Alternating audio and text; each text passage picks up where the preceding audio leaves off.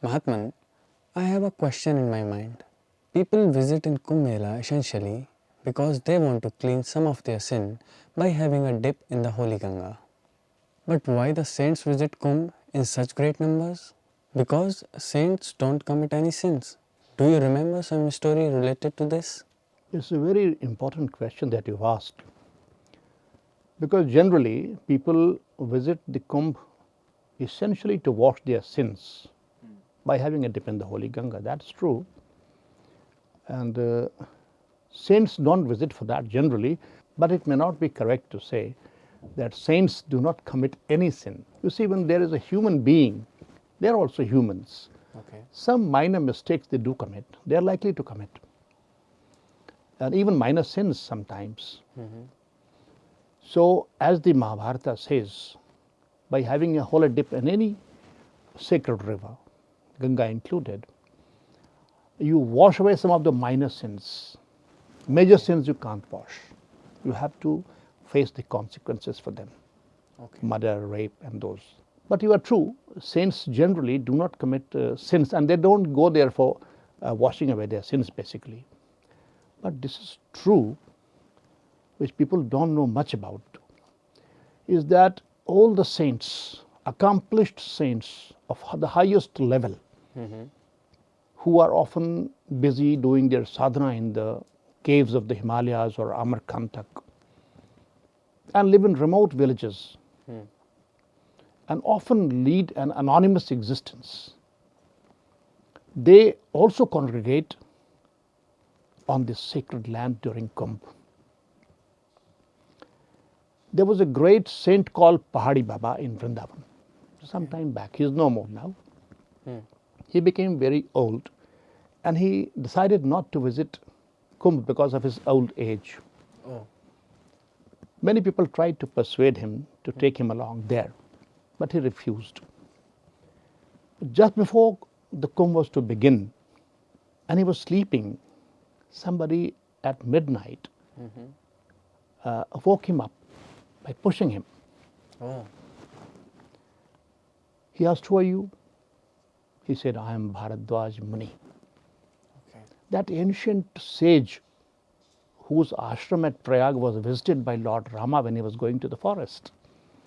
Of that time, that antiquity, thousands of years ago. Yes. So he said that I am Bharadwaj Muni and Mother Ganges is calling you. You must go there. So next day he called his people and said, I must go there. She's calling me. Okay. Why did she call him? When Ganga was born as a goddess and she was given the duty of cleaning the sins of the mortals, humans, she was not quite pleased with that.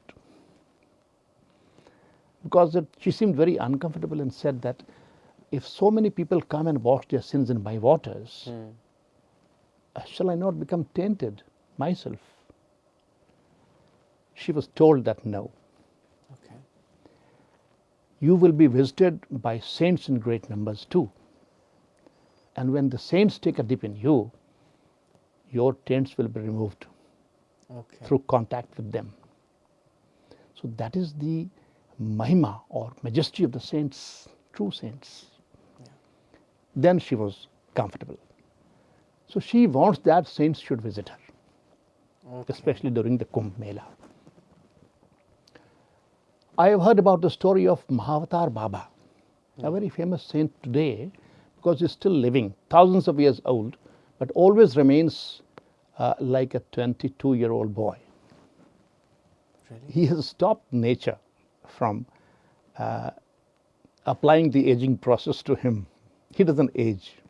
Okay. So once some of his close devotees, followers, detected him, found him in a Kumbh Mela. All of a sudden, they could recognize him because they had seen him earlier also. This is the saint who was the master of Lahiri Mahasaya, the great spiritualist and the dhyana yogi, meditative yogi.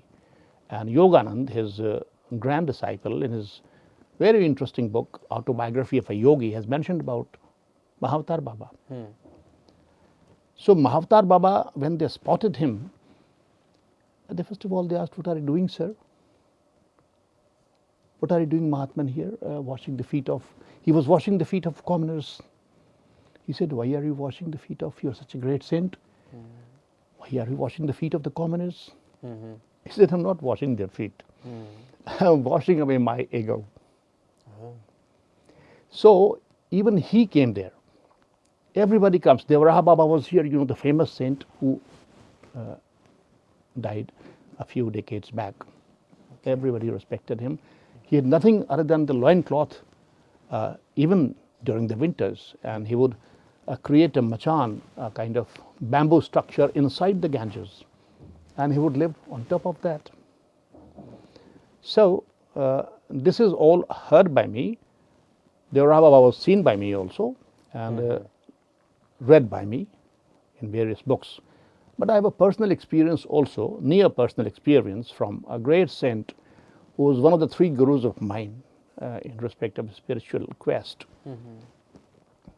He was a Naga sadhu.